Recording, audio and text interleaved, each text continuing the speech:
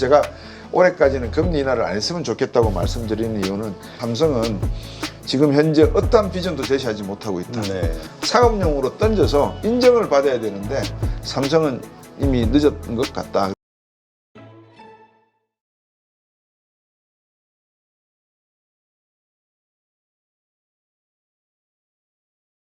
방금 전에 이제 한국은행이 미국을 따라서 바로 금리 인하를 하면 좀 어려울 것이다 말씀하셨는데, 사실 지금 한국의 그 부동산이 지금 가격이 상승하고 가계부채는 뭐 역대 최대치로 급증하고 있는 상황, 이것을 상당히 심각하게 보시는 분들이 많더라고요. 근데 사실 이러한 상황에 대해서 그 한국은행 총재조차도 여러 차례 경고하고 이러면 안 된다 얘기했었던 걸로 기억이 되거든요. 네. 한국은행 이창용 총재가 이제 말씀하시는 것 중에 재밌는 연구 보고서가 8월 달인가 나왔었죠. 9월인가. 부동산을 잡으려면 강남 8학군을 어떻게 해야 된다. 이런 말씀을 하셨어요. 그러니까 우리나라 부동산은 금융, 교육 문제와도 관련이 있다라는 말씀을 이제 하시는 거죠. 그러니까 또 어느 신문에서는 자기도 강남에 살면서 강남 교육 따지느냐 이런 말씀으로 또 기사를 내시고 하더라고요. 근데 이제 금리 문제만 놓고 보면 그런 것 같습니다. 우리나라 부채가 가계부채가 2,700조 정도 됩니다. 저도 이게 한 2,000조 정도 될까 봤는데 최근에 나온 자료가 한 2,700조 된다는 말이 있어요. 기업 부채가 1,500조고요. 정부 부채가 1,500조입니다. 그러면 3,000조에다가 2,700조 붙이면 6,700조거든요. 자영업자 부채를 따로 계산을 해놔야 되니까 한 800조 정도 될 것 같습니다. 그러면 6,500조 가량 돼요. 여기에 뭐 기타 여러 가지 드러나지 않는, 그러면 그냥 뭉뚱그려서 한 7,000조라고 가정을 하죠. 어떤 분은 그 전세 보증금도 거기 포함시켜야 되죠. 전세 보증금도 포함을 시키는 분도 계세요. 예. 근데 뭐 전세 보증금까지는 그거는 뭐 언제든지 이 뭐라 그러죠? 이 돈을 빼서 사기만 아니면 갚을 수 있는 거니까 그것까지는 좀 넣는 건 너무 무리인 것 같아서 제가 한 7,000조만 계산을 했습니다. 그러면 금리를 1%포인트만 내려드려도 70조 정도의 세이브가 되거든요. 그러면 이게 중소기업이나 자영업자나 소상공인과 일반 가게에 어느 정도 도움이 될는지는 모르겠습니다만 큰 도움은 된다고 저는 보여집니다. 근데 지금 우리나라에 현재 근로소득자 가운데 은행 가서 주택대출을, 담보대출을 얻을 수 있는 사람이 신용등급 950점 이상이 가능하거든요. 근데 950점 이상이 몇 %나 될까 한번 생각을 해보십시오. 자영업자나 중소상공인이나 이런 분들이. 제가 볼 때는 많은 분들이 그렇죠. 몇 프로 안 되는 것 같은데요. 이제 이런 입장에서 놓고 보면 정부가 금리 정책만 가지고 우리가 이렇게 이제 경제 운용을 말씀을 하시는데 DSR, LTV 이런 신용 점수 여러 가지 부대 항목들이 있거든요. 금리만 우선 놓고 여쭤보셨으니까 말씀을 드리면 한국은행이 금리를 낮춰버리면 지금 25개 구 중에서 세너 군데, 그러니까 서초, 강남, 용산, 마포인가요? 뭐 이쪽 몇 개를 제외하고 5군데를 제외하고는 부동산 가격이 오르는 건 아니라 그러더라고요. 근데 이제 금리를 낮추기 시작하면 한쪽에서 바람이 불면 다른 쪽도 같이 일어나 버리니까 이게 버블을 더 커지게 만들 우려가 있다는 게 제 생각입니다. 제 개인적인 생각입니다. 저는 부동산 전문가가 아니라서. 그래서 경제 지표를 이렇게 가만히 놓고 봐도 심리적인 측면을 고려할 때 우리가 금리를 낮추게 되면 자칫 잘못된 신호를 보낼 수 있으니 한은에서는 조금 참아줬으면 좋겠다라고 말씀을 드린 거고, 두 번째는 금리 정책뿐만 아니라 부동산 가격이 움직이는 이유가 공급과 수요 측면도 존재를 하고 그 다음에 교육과 같은 다른 문화와 환경 요인도 존재를 한단 말이죠. 그러면 이 중에서 어느 게 제일 비중이 큰가를 한번 봐야 될 것 같아요. 직장이 없고 지방대학이 저렇게 힘들어지고 하는 이유는 직장에 일자리가 없다는 의미가 아니겠습니까? 지방에 돈이 안 돈다는 거잖아요. 제가 KTX를 현금 수송 열차라 그러거든요. 뭐 모든 KTX가 서는 역마다 돈 보따리 싸들고 병원 찾으러 서울 올라오고 문화관광 활동하러 서울 찾아오고 직장 찾으러 서울 오고 다 그러고 계신단 말이에요. 서울 수도권 인구는 과밀 인구고. 정치적으로 해석해도 서울 수도권에서 지게 되면 그 당은 결국은 없어지는 당이 되는, 패배하는 당이 될 정도로 서울 수도권에 모든 것이 집중되고 있는 상황이라서 말로만 국토 균형 개발이다 이게 아니고 어떻게 하면 정부는 정말 미래 비전을 가지고 말 그대로 균형 발전을 이룰 수 있는가를 한번 고민을 해주셨으면 좋겠어요. 자꾸 금리적인 문제를, 미시적인 문제도 중요한데 거시적인 문제를 바꾸지 않고서 미시적인 문제만 가지고 땜빵을 하려고 하니까, 땜질을 하려고 하니까 그때그때 아플 때 마약 놓고 고통 없게 해주는 수단에 불과하거든요. 네.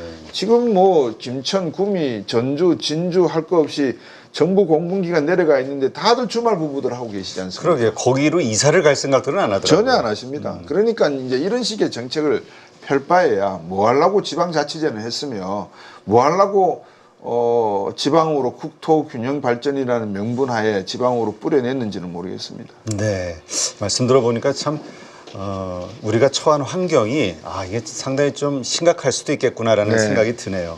근데 일단 금리 인하를 이제 11월 달에 또 연준에서는 하게 될 거고요. 그게 네. 이제 50bp냐 아니면 25냐 이 얘기가 이제 논쟁이 되고 있는데 어떻습니까? 이렇게 어쨌든 확실한 건 금리 인하가 시작이 되는 거니까 또 추가가 됐을 때 자금의 이동이 어떻게 될까? 또 우리 다 요즘 빠져나가고 있다고 하니까. 네. 금리 인하는 미 연준에서 나온 회의 끝에 네. 5월달 회의 끝에 나온 거는 0.5하고 이번에 0.25, 0.25 하겠다. 아마 그 수순을 이야기하고 있는데 시장 쪽에서는 0.5, 0.5 바라는 것 같아요. 근데 네. 0.5, 0.5 하게 되면 이거는 어떤 의미에서 보면은 시장의 불확실성이 존재한다는 거를 미 연준도 확실하게 인정하는 신호가 될 수 있어서 제가 책에서도 그렇게 썼습니다. 저는 0.25 한번 하고 올해는 없다라고 했는데 파월 의장의 이야기가 0.25, 0.25 하겠다고 했으니 저는 0.25, 0.25 한다고 보여집니다. 네. 그래서 0.5는 아닌 것 같고요. 오늘 오다가 대표님하고 말씀 나누기 위해서 오다가 이렇게 외신을 한번 들여다보니까 월스트리트에서도 한 35% 정도 가능성을 보다가 20%로 떨어뜨렸더라고요. 0.5% 비컷에 대한. 그래서 제가 미국의 뉴스를 이렇게 분석을 하거나 나름대로 독해를 할 때 책임 있는 권위자가 어떤 말을 한 것은 제가 거의 비중을 60, 70% 들여버립니다. 네. 왜냐 그러면 연준 의장이 거짓말하기 시작하면 피노키오가 돼버리면 누가 믿겠습니까? 그렇죠. 그래서 미국 대통령이나 연준 의장이나 이런 분들이 말씀하는 거는 액면 그대로를 제가 받아들이거든요. 그 다음에 이제 변동성을 놓고 보는데 제가 볼 때는 0.25, 0.25의 가능성이 높고 많은 지역 연준 은행장들 이야기가 현재 2025년 말까지는 한 4% 이렇게 네. 들다 보는 것 같고요. 그 다음에 26년 정도 되면은 3에서 3.25 정도 이렇게 말씀들을 하고 계시는 것 같아요. 그래서 저도 그런 식으로 예측을 해놨습니다만 앞으로 1%, 1.25% 이렇게 떨어뜨리게 되면 2026년 말쯤이 되면 2%대 중후반 금리가 나오지 않을까 보여지고요. 미국의 금리 정책은 뭐 시청자분들도 잘 아시지만 제가 늘 강조해 드립니다. 30년 만기 주택담보대출 금리를 보시면 됩니다. 네. 이 금리하고 연동이 되거든요. 아, 그래요? 예, 30년 만기 주택담보대출 금리가 10년 만기 재무성 채권 금리하고 연계가 됩니다. 그러니까 왜 그렇게 미 연준 기준금리를 만들어 놨느냐. 기준금리라고 하는 것은 이제 연준이 은행들에게 빌려주는 그 금리를 말하는데 원칙적으로 기준금리의 운용에 있어서 가장 기본적인 원칙. 이거는 시청자 여러분들께서 뭐 어떤 일이 있었어도 믿고 받아주셔야 되는 원칙입니다. 네. 원칙이고 절대 바뀌지 않습니다. 뭐냐면 미국 연준의 기준금리는 10년 만기 재무성 채권금리와 연동이 되고 10년 만기 재무성 채권금리는 30년 만기 주택담보대출과 연동이 된다. 다시 말하면 미국의 금리 정책은 인플레이션을 잡기 위한 것이고 네. 이 인플레이션을 잡기 위한 평균적인 인플레이션율은 2%에 맞춰놨다. 다시 말하면 집값이 상승을 해도 2% 정도에 일반적으로 상승하도록 맞춰놓은 것이다. 맨하탄에서는 뭐 20% 올랐는데 10% 올랐는데 이러신 분 계실 거예요. 그렇죠. 그거는 그쪽 상황이고요. 근데 미국 전체 거시적인 운용의 가장 기본적인 원칙은 물가 상승분만큼 주택 가격을 올라가게 하고 이자를 올라가게 하고 그래서 의식주 문제만큼은 기본적으로 미국 시민들은 걱정하지 않고 살게끔 만들겠다라고 하는 게 미국의 하나의 가치다라고 보시면 되겠습니다. 네, 그렇군요. 그럼에도 불구하고 지금 계속해서 인플레이션에 대한 우려가 나오고 네. 있고 여기에다 이제 경기 침체까지 안 좋아지게 되면은 이제 오게 되면은 이게 이제 스태그플레이션이잖아요. 이거에 대한 고민을 자꾸 커지는 그렇죠. 이유가 뭘까요? 이제 경기 둔화냐 침체냐 불황이냐를 놓고 이제 많은 분들이 걱정을 하시는 것 같아요. 허리케인 들어왔죠. 항만 노동자들 지금 스트라이크하고 있죠. 지정학적으로 중동에서 전쟁이 일어나고 있죠. 또 자칫 잘못해서 중국 경제가 한번 훅 꺼져버리거나 일본 경제가 또 침하를 해버리면 엔캐리 트레이드 청산이라는 건 맛을 한번 봤지 않습니까? 네. 또 중국 경제의 임팩트가 세계 경제에 미칠 영향은 뭐 다 아시다시피 골디락스 경제라고 해왔는데 90년 이후부터 중국이 판매하던 싼 저가의 제품들을 가지지 못하니까 이제는 전부 다 비싼 제품들만 네. 사야 되니까 이 전부 지금 말씀드린 요인이 인플레이션 요인입니다. 이게 일시에 터져버리면 물가 상승률은 뭐 제가 볼 때는 10% 이상으로 뛰어버릴 것 같거든요. 네. 근데 과연 세계 경제에 그런 그 아까 말씀하신 블랙스완이라든지 옥토버 효과와 같은 또 하나의 경제의 나이무는 테러가 일어날 것인가? 가능성이 제로는 아닌 것 같아요. 그렇지만 그렇게 되기까지 세계 경제가 손 놓고 기다리지는 않을 것 같다. 그러면 어떤 방법으로 해결하느냐? 일단 미 항만 이야기는 거기는 90일간 수기 기간이 있으니까 지금 조정 기간에 들어간 것 같고 미국 노동자 측에서 대변인 쪽에서 지금 말이 없거든요. 네. 그 말은 어느 정도 내부적인 어떤 소통이 있는 것 같아요. 네. 그래서 내부적으로 50에서 받아들일 것이냐 아니면 자존심상 5%포인트를 더 올려서 55%에서 받아들일 것이냐 문제를 놓고 내부적인 토론이 있는 것 같고요. 두 번째는 미 연준이 금리를 계속해서 인하하겠다고 하는 신호를 보냈다고 하는 것은 실업률이 4.2에서 머물렀다고 하는 것은 세계 경제가 어떻든 간에 미국 경제는 어느 정도 안정권에 들어가 있다라고 하는 것을 확인한 것 같습니다. 미국도 지금 유가라든지 유가, 그러니까는 고기값과 기름값이 많이 오른 상태거든요.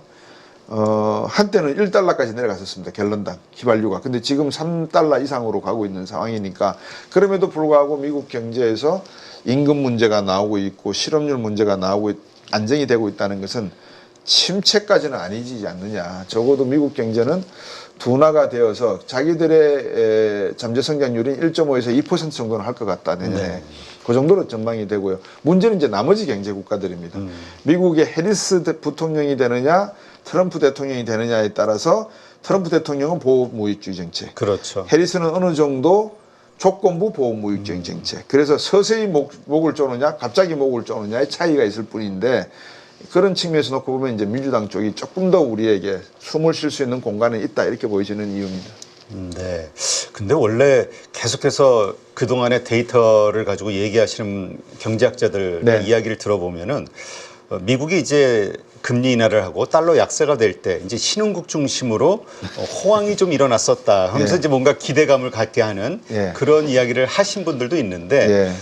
근데 이번에 돌아가는 상황들 보니까 그걸 아닌 것 같다는 느낌이 자꾸 드네요. 네. 뭐 그분들이 보시던 데이터와 자료가 존재하겠지만 제가 보는 데이터와 자료는 그 반대입니다. 아. 그러니까 IMF나 월드뱅크에서 계속해서 2년 전부터 경고 아닌 경고를 해온 게 미국 경제가 나아지고 미국이 금리를 인하하기 시작하게 되면 결국은 신흥국에서 환율 문제로 인해서 국가 채무 문제가 발생할 수 있으니 재정 건전성을 강화해라라는 이야기를 계속했었습니다. 네. 제가 지금도 이렇게 보고 있으면 아까도 말씀드렸습니다만 미국 경제는 거대한 섬으로서 자국의 어떤 보호무역주의 정책에 따른 경제 이득을 생각할 따름이지 그 밑에 있는 멕시코가 어떻게 되고 멕시코 여성 대통령이 당선이 되었다. 어떡하라고. 베네수엘라 석유 문제가 있다. 관여할 생각은 별로 안 하는 것 같습니다. 네. 근데 이게 미국의 유가 문제에 연결이 된다. 이제 그러면 미국의 이해관계가 존재하기 때문에 이제 들어가는 거죠. 그런 관점에서 놓고 보면 미국은 제가 지금 보는 미국은 해리스 부통령 쪽으로 조금 더 확률적으로 두고 있는 이유가 갑작스러운 보호무역 정책도 나름대로 어떤 의미가 있지만 세계 경제에서 미국의 리더십을 그런 식으로 보여주는 방식은 미국이 원치 않지 않을까 하는 제 나름대로의 판단에 존재한다 이렇게 보시면 네. 어떨까 합니다. 지금 그렇다면 이제 11월 달에도 금리 인하를 하게 되면 이제 한국은행도 어쩔 수 없이 금리 인하를 하겠죠. 한국의 어떤 금리 인하 상황과 그것이 또 우리 자산 시장에 미치는 영향 네. 어떻게 봐야 될까요? 저는 가능하면 올해 안에는 금리 인하 안 하셨으면 좋겠어요. 예, 제 개인적인 생각은. 또 이러면 이제 또 많은 시청자분들께서 무슨 소리 하냐. 지금 그치, 우리 지금 죽는다. 그거 해야 예. 뭐 저 주식시장도 좀 오르고 그러는 거 오르고. 아니냐. 똑같은 이제 뭐 비유가 될지는 모르겠습니다만 금융투자소득세 부분도 그래요. 사실은 우리나라에서 5천만 원 이상 주식 투자를 해서 소득 내는 분들이 몇 분 정도 계실까? 전 통계를 모르니까. 근데 주변 분들, 주식하는 분들 이렇게 전문가들 말씀 들어보면 보통 5억에서 7억 정도 투자를 해야 5천만 원 이상 투자를 소득을 얻는다는 말씀 하시더라고요. 그러면 개미 투자가라고 불리는 개인 투자가들이 5억, 7억 하실 분들이 계시나? 그럼 그런 분들이 결국은 없다는 거 아니겠습니까? 7, 80%는 5천만 원 이상 수익을 못 낸다는 거예요. 그러면 5천만 원 투자 소득에 대한 세금을 내야 될 사람들이 누구 덕에 세금을 안 내냐 그러면 70, 80%이 개인 투자가분들 때문에 나도 언젠가는 대박 터뜨릴 수 있다라고 믿는 분들에 의해서 그냥 프리라이드 하는 게 아닌가라는 생각을 하거든요. 똑같은 논리를 금리 쪽으로 가져오면 금리를 올리지 않고 내리는 게 더 낫죠. 지금도 금리를 0% 하거나 마이너스로 하는 게 더 낫죠. 그러면 안 되는 이유를 잘 아시잖아요. 시장에 버블이 발생되고 과잉 투자와 과잉 소비가 발생함으로 인해서 결국은 경제가 붕괴돼 버릴 가능성이 높아진다는 거 아니겠습니까? 그래서 제가 올해까지는 금리 인하를 안 했으면 좋겠다고 말씀드리는 이유는 우리가 스스로 짜낼 수 있는 데까지 짜낼 수 있는 방법을 고민해 보고 그 안에서 내년부터 미국이 금리를 아마 1%에서 1.25%포인트 인하시킬 때 상반기에 미국 경제 대선 이후의 흐름이 어떤 방향으로 잡히는가를 보고 그때 내려주면은 오히려 우리가 큰 숨을 쉴 수가 있지 않나 하는 생각에서 지금 금리 인하시키시는 것보다는 내년도에 이하시는 게 좋을 것 같다는 생각이고요. 두 번째 문제는 아까 말씀드린 환율 문제입니다. 네. 그러니까 이제 결국 한중일 이 삼국지 간의 환율 전쟁이 제가 볼 때는 내년에 아마 벌어질 것 같습니다. 그래요. 그래서 지금 만약에 뭐 160엔 가고 여기는 한 7위엔, 7.5위엔, 8위엔 가기 시작하면 우리는 1,300원 후반대에서 1,400원 초반대 안 갈 수가 없거든요. 이제 그렇게 되면 한국 경제는 정말 어려워질 수가 있습니다. 수출은 잘 되겠지라고 생각하시지만 현대 기아차가 도요타를 이길까요? 삼성 반도체가 HBM3를 개발을 해서 엔비디아하고 손잡을 수 있을 만큼 D램과 랜드 가격이 올라갈까요? HBM 가격이 올라갈까요? 모르겠습니다. 불확실성입니다. 그리고 미국은 전부 다 지금 뽑아 올리고 있거든요. 그렇죠. 이런 관점에서 우리나라 경제가 나아지리라고는 저는 별로 생각을 못하고 있는데 어느 전문가분들이 그러시더라고요. 우리나라가 세계 4대 AI 강국에 들어가 있다라고 하시더라고요. 네. 근데 이제 지역 주민들께서는 데이터 센터 못 짓게 하고 계시잖아요. 지금 일부 지역에서는. 그렇죠. 여기에 소음 나고 전력 땡겨오고 뭐 자기장 문제 발생하고 막 이러신단 말이에요. 그러니까 이런 전반적인 미래 산업에 대한 이야기도 아직까지 국민들과 합의를 못 꺼내고 있는 상황에서 금리 이야기 이런 미시적인 말씀을 해야 된다, 세금 이야기를 한다는 게 제가 볼 때는 좀 뭔가 이렇게 맞지 않는 이야기들을 계속 하고 있는 것 같아요.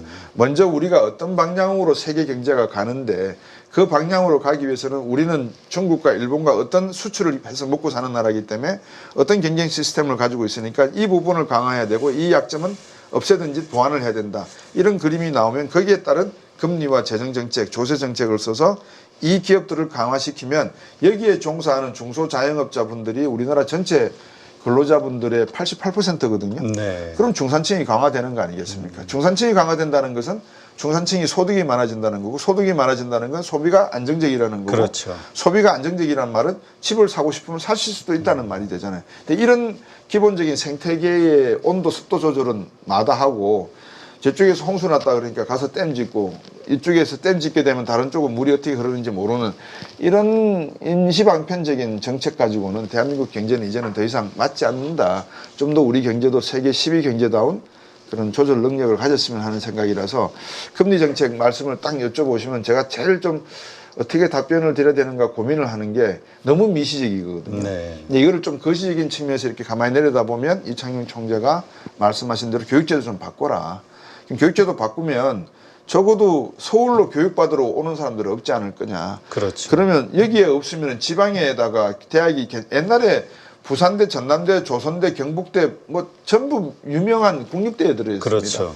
지금은 뭐 존재감이 많이 없지 사라졌죠. 않습니까? 왜 그랬느냐? 구미 전자단지가 있었지 않습니까? 부산에도 일할 때가 있었고요.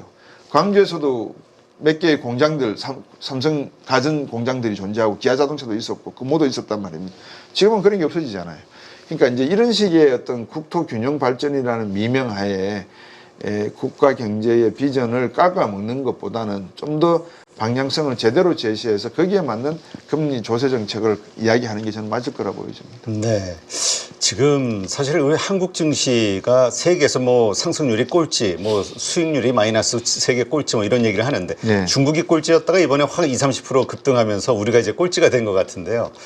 가장 큰 문제로 얘기하는 게 이제 수급이 너무 약하다. 그러니까 뭐 한참 좋은 이유로 올라가다가도 어느 순간 갑자기 부러지고 네. 뭐 기관사도 다 매도해서 또 새로운 쪽으로 가야 되니까 이 돈 빼가지고 저쪽 가야 되니까 이러한 끊임없는 이 그 한국의 박스피로 이야기되는 이 상황 이거를 언제 끝낼 수 있을까? 더군다나 지금은 뭐 말씀하신 금투세라든가 여러 가지 그 이슈들로 인해서 또 미국 시장에 자유롭게 투자할 수 있는 분위기 이런 것 때문에 돈이 그쪽으로 확 빠져나가면서 네. 더 어려워진 상황이거든요. 네. 그러면 우리나라 증시를 관리하고 있는 증권거래소와 금융위원회, 금융감독위원회에서 봐야죠. 뭐가 문제인가. 저만 해도 그랬거든요. 2, 3년 전부터 많은 강연이나 이런 유튜브 방송 나갈 때 왜 한국 주식에 투자하십니까? 돈 버는 기업들은 다 미국에 있는데, 그리고 여기는 원천 기술 가지고 있는 기업 하나도 없는데, 그리고 정부는 뭐 어떡하면은 뭐 공매도 없앤다, 뭐 제한한다 그러고 제도를 가지고 손을 대니까 투자가들이 목소리가 커지면 그 목소리가 먹히는 시장이 제대로 된 시장입니까? 라는 말씀을 드렸어요. 미국에서 어느 개인 투자가가 물론 과거에는 그랬을 수가 있겠죠. 뭐 공매도 문제가 많다. 그러면 동아리에서 막 공매도 없애자 그러면 갑자기 댓글 늘어났다고 해서 공매도 정부가 미 백악관이 이거 뭐 제한합시다. 없지 않습니까? 그 다음에 또 재밌는 거는 제가 이렇게 여쭤볼게요. 만약에 중국처럼 우리가 네. 1조 위안이라고 아까 말씀하신 게 200조 원을 풀어버리면 네. 우리 증시가 폭등할까요? 중국처럼? 절대 안 합니다. 왜냐하면 이미 사고가 중국과는 다르거든요. 이거는 기업이 수익을 내야지만 미래 가능성이 있어야지만 주가가 오르는 것이지 미래 가능성이 없는 주식은 주가 떨어져. 삼성전자가 왜 6만으로 떨어졌습니까? 많은 분들이 10만 간다 그럴 때 제가 저 삼성전자 10년 안에 망한다는 사람이었거든요. 네. 저는 그랬습니다. 10년 안에 삼성전자는 망한다는 이야기를 2년 전부터 한 사람이에요. 그 되게 위험한. 그러니까 삼성에서는 강의 요청이 안 들어오죠. 근데 아니, 실제로 그렇게 생각하시는 건가요? 아니면 그냥 은유적인 비유법? 실제 그렇게 생각하고 있습니다. 인텔이 지금 상당히 흔들리는 것처럼. 네, 삼성도 영원할 수 없다라고 믿는 사람입니다. 저는. 왜냐 그러면 중국의 화웨이나 샤오미나 이런 업체들이 본격적으로 기술 개발에 뛰어들어가지고 제대로 된 기술과 디지털 정보통신 기술을 한다면 삼성이 따라가지 못하는 게 첫째, 통신위성이 존재하고 있습니다. GPS 네. 시스템을 바이두라고 하는 걸 가지고 있죠. 빅데이터는 우리보다 더 많습니다. 임상할 수 있는 환경은 우리보다 더 많습니다. 우주에 비행사들을 다 보내고 있습니다. 우주항공 기술이 개발돼 있고요. 그렇죠. 우리가 이 디지털 기술을 개발시키는 이유는 다 우주를 가기 위한 이야기들이거든요. 그래서 저는 뭐 삼성을 미워해서 저도 삼성에서 근무를 했는데 대표님께서 삼성에 대한 어떤 자극을 위한 것이지 아니냐라는 말씀을 주는데 자극을 위한 것이기도 하죠. 근데 냉정하게 저한테 삼성전자 주식 여기 있고 화웨이 주식 여기 있고 그 다음에 미국의 엔비디아 주식 여기에 3개가 있는데 순위를 매겨봐라. 어디에다 1순위, 2순위, 3순위. 엔비디아, 화웨이, 삼성. 저는 이렇게 갈 것 같아요. 네. 그만큼 삼성이 보여주는 새로운 비전이 없다는 겁니다. 네. 이병철 회장께서 83년도에 반도체 시작했거든요. 이건희 회장께서 부인과 자식 빼고 다 바꾸라 그랬거든요. 그랬죠. 그리고 삼성은 정치적인 희생물로 휘말려 들어가서 이거는 제가 이제 삼성의 어떤 그 내용을 뭐라 그럴까 제 개인적으로 볼 때 어느 정도 대변하는 대변이라기보다도 변호해 주는 내용이 됩니다. 정치에 휘말려 가지고 자기들이 필요할 때는 다 주물딱거려 놓고 자기들이 필요할 때마다 오너를 감옥에 놓고 하는 이 부분이 브랜드 이미지에 얼마나 영향을 줬으며 그 최고 경영자가 기업하려고 하는 의지를 얼마나 꺾어놨는지에 대해서는 정부가 반성을 해야 됩니다. 거기에 휘말려 들어간 정치권에 휘말려 들어간 경제계도 반성을 해야 되지만 이제 그런 입장에서 놓고 보면 삼성은 지금 현재 어떠한 비전도 제시하지 못하고 있다. 네. 심지어 HBM까지 SK 하이닉스에 뺏겼다고 하는 사실은 삼성의 위기가 그대로 나타난 장면이다. 저는 뭐 안에서 뭐 어떤 신무기를 개발하고 쪼물딱거리고 있는지는 상관없습니다. 일단 상업용으로 던져서 인정을 받아야 되는데 삼성은 이미 늦었던 것 같다. 그래서 저는 2년 전부터인가 많은 강연이나 어떤 모임에서 말씀을 드리면 삼성은 10년 안에 망한다는 말을 아주 자신 있게 해드렸습니다. 그리고 망하기를 바라지는 않습니다. 근데 비전도 없고 직관도 보이지 않기 때문에 그 코스로 간다는 말씀을 지금 드리는 거고요. 그러면 이제 우리나라 기업의 우리나라 경제에서 먹여 살릴 기업이 무엇이 있느냐? 그렇죠. 이제 이게 문제지 않습니까? 어떤 분들이 요새 그러시더라고요. 하나가 앞으로 국방 산업이 어쩌고. 제가 하나의 국방 자주포가 들어가고 무인 드론이 들어가고 다 들어가는 그거는 디바이스다. 하드웨어다. 네. 근데 그 하드웨어에 들어가는 소프트웨어와 알고리즘은 반도체로 만들고 네. 이 반도체 중에서도 부가가치가 높은 것은 NPU, GPU, TPU 같은 중앙 처리 시스템이지 메모리 반도체가 아니다. 그러면 반도체가 무기라는 개념과 일치한다. 그래서 삼성 반도체와 SK 하이닉스가 갑자기 소멸되지는 않는다. 노키아처럼 스마트폰의 강자가 나타나면서 사라져버리는 그런 경험은 코스는 안 가겠지만 서서히 스며들 것이다. 왜? 미래는 상상력과 창의성이 개발이 돼야 되는데 메모리 반도체에서 창의성과 상상력은 이제 한계에 와 임계치에 다다랐고 엔비디아에서 개발하는 GPU나 TPU, NPU에는 무한한 창의성과 창조성이 요구가 되는데 삼성은 그거 뛰어들지도 않았다. 더 웃기는 게 뭐냐면 정부도 기업도 많은 외교 정상회담을 하고 CEO들, 기업들, 글로벌 기업들 CEO들과 만나는 와중에서 들었을 건데 AI. 네. 한 사람도 그거를 10년 전부터 AI를 이야기한 사람이 없었다. 그러면 반도체도 10년 투자해서 90년부터 스마트폰 나오고 PC 시대가 열리면서 대박 터뜨린 거 아닙니까? 그렇죠. 지금 AI가 버블 그러지만 언젠가 AI가 세상 상품으로 뛰어나올 디바이스에 담겨가지고 뛰쳐나올 시대가 올 거라고 보거든요. 언제까지 삼성이 하드웨어, 스마트폰 그것도 자기 기술도 없는 거 600불 주고 팔면은 70불 벌어들이는 그거 팔고 앉아서 돈을 벌겠다고 생각해야 하는 게 옳겠습니까?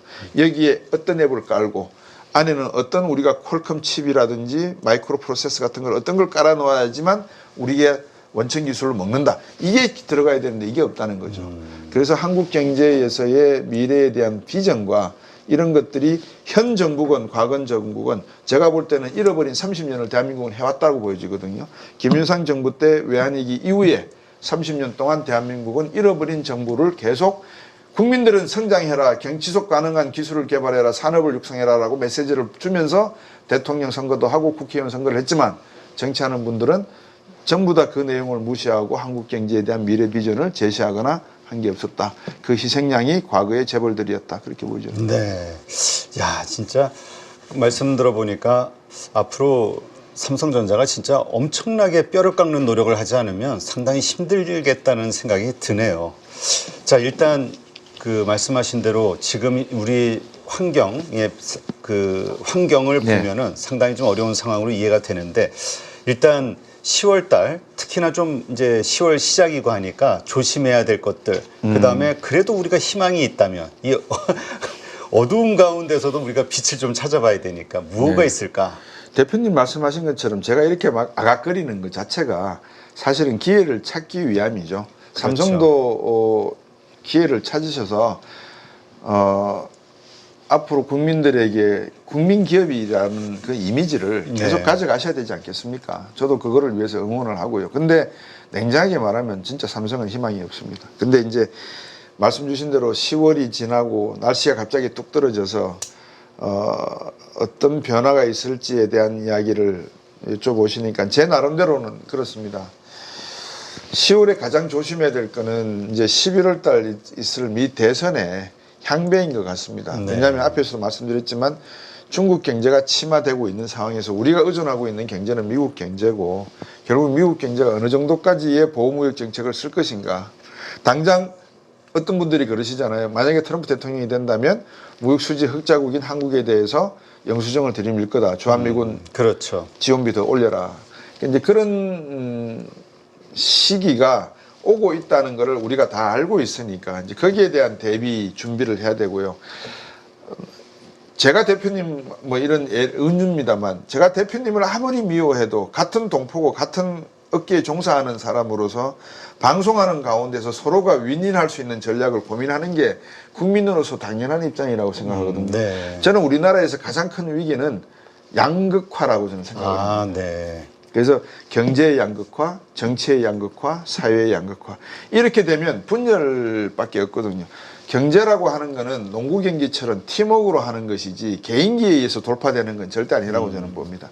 그래서 이제 한국 경제에서 제일 지금 조심해야 될 거는 양극화 문제를 어떻게 극복할 것이냐.